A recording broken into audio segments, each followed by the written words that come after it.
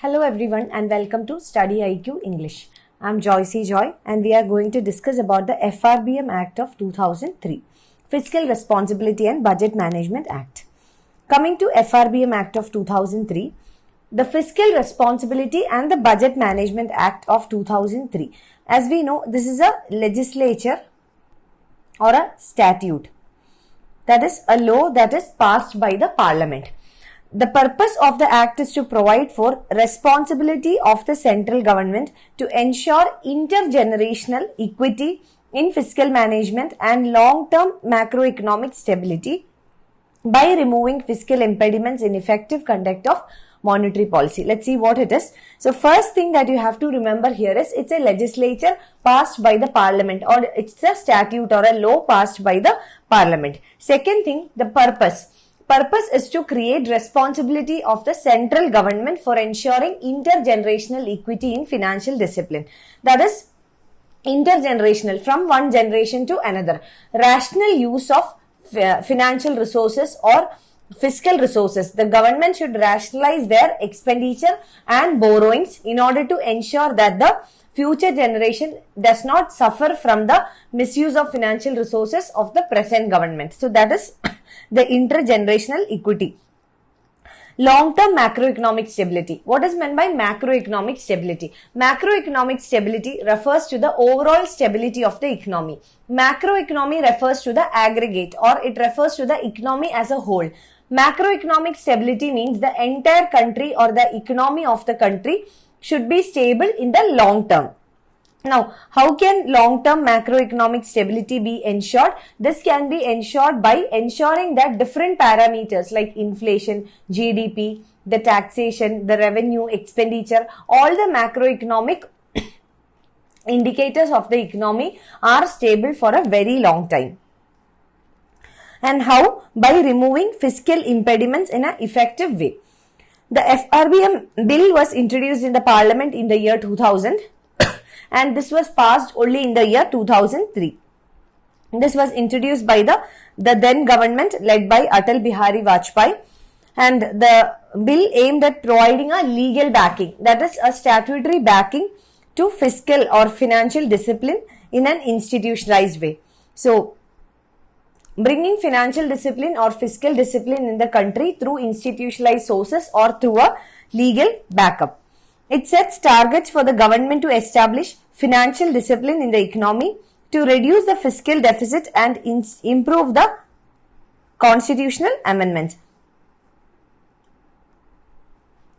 To reduce the fiscal deficit in a phased manner. So, we will see what is fiscal deficit. Even though we have discussed it earlier, we have to see two concepts: revenue deficit and fiscal deficit. First, coming to revenue deficit. Revenue deficit is the excess of revenue expenditure over revenue receipts. It is excess of revenue expenditure over revenue receipts, and fiscal deficit is excess of the total expenditure over total receipts other than borrowings. That is, in case of fiscal deficit, total expenditure is taken and total receipts are taken, but in receipts, borrowings are not included, and the difference between both these are fiscal deficit. In effect, the fiscal deficit actually refers to the borrowings of the government. How much borrowings are required by the government in order to meet its expenditure. That is what is the fiscal deficit. So, to reduce the fiscal deficit in a phased way, that was the objective. Now, coming to the objectives of the FRBM Act. First is to reduce the fiscal deficit. We have seen what is fiscal deficit: excess of total expenditure over total revenue or receipts other than borrowings. Second is target for the government to establish financial discipline in the economy. What is meant by financial discipline? Financial discipline, it is not just for economy or for the government. Every individual needs to be financially disciplined. It means that you have to rationalize your spending. You should not spend your money on unnecessary things. So, same way, government also should rationalize its expenditure or spending. That is financial discipline. Rationalization of spending or expenditure. Then, third is to provide efficient debt management and macroeconomic stability. That is management of government's borrowing, debt management and macroeconomic stability. First, there are two components for this. First one is to manage the borrowings of the government. Second one, to ensure that the macroeconomy, the economy of the country is stable over a long period of time from the perspective of various indicators. Third one, introduce transparency in India's fiscal management system. To bring more transparency or openness in managing the fiscal system of the country, that is borrowings or debt obligations of the government. Long-term vision was to introduce more equitable distribution of India's debt, that is bring intergenerational equity.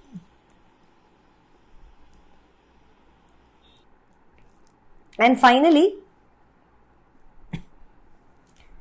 the act aimed at maintaining better coordination between the fiscal and monetary policy. Why better coordination between fiscal and monetary policy? Because fiscal policy is adopted by the central government of a country, whereas the monetary policy is adopted by the central bank, that is the RBI. There should be a coordination between both this. That means the fiscal authority and the monetary authority should work together to ensure that there is a coordination.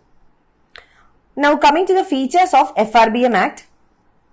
First thing is, it was mandated that along with the budget documents that are presented annually, two more other documents should be presented, and this was a 2020 UPSC CSE Prelims examination question. The documents that are mandated under the FRBM Act. There are two documents that are mandated under the FRBM Act. One is macroeconomic framework statement, and next is fiscal policy medium term fiscal policy strategy statement. These two can be combined. So these are the two documents that are mandated under the FRBM Act, which means that along with the budget, when budget is presented in the parliament, along with that, these two documents should also be produced before the parliament.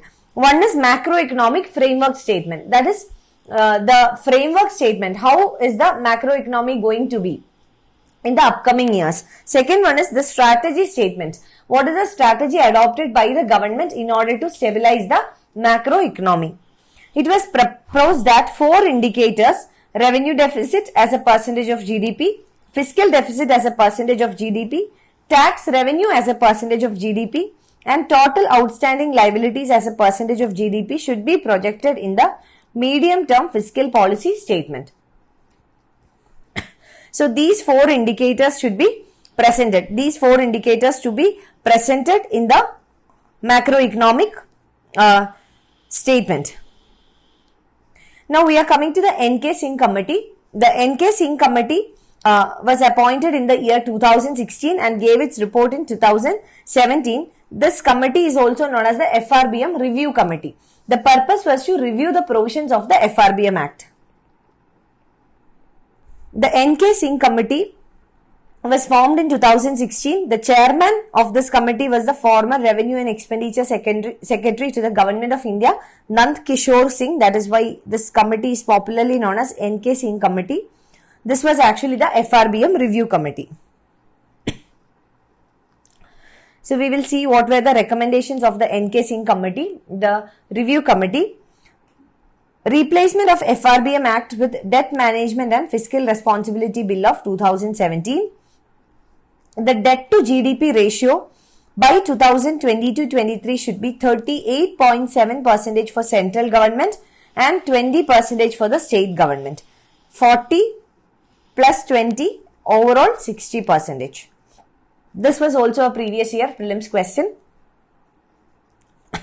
The fiscal deficit target should be 2.5% of GDP by the financial year 2022-23. By 2022-23, the maximum fiscal deficit of the government should be 2.5% of the GDP.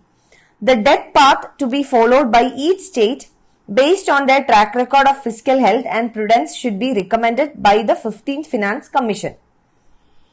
Now with regard to borrowing from the RBI, from the central bank, the draft legislation prohibits the government from borrowing from the RBI in case of extraordinary situations. That is, the government should not resort to borrow from RBI except in case of some extraordinary situations. So what are these extraordinary situations?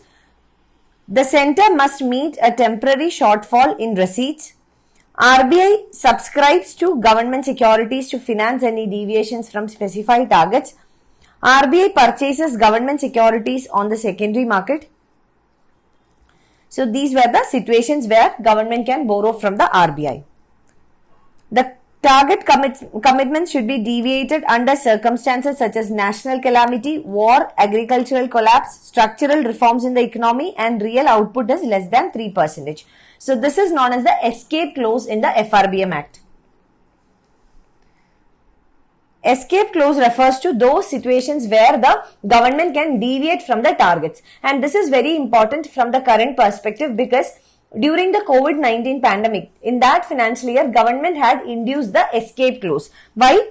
Because structural reforms and also unexpected situations that was pointed out by the government. In case of a natural calamity, war or agricultural collapse, or when structural reforms are adopted by the economy, the escape clause can be used and government can use the escape clause to deviate from the targets. Or the real output is less than 3%. This was also a reason during the COVID-19 pandemic. Now, the Fiscal Council's responsibilities: prepare multi-year fiscal forecast, recommend changes to fiscal strategy, improve the quality of the fiscal data, advise the government to take corrective action if the bill is not followed. So these would be the functions or the responsibilities of the Fiscal Council.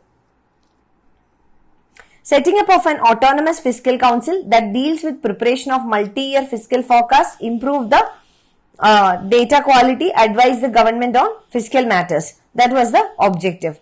The fiscal and monetary policies should complement to each other and help accomplish economic stability and growth. That is, the monetary policy prepared by the RBI and the fiscal policy prepared by the central government should go hand in hand.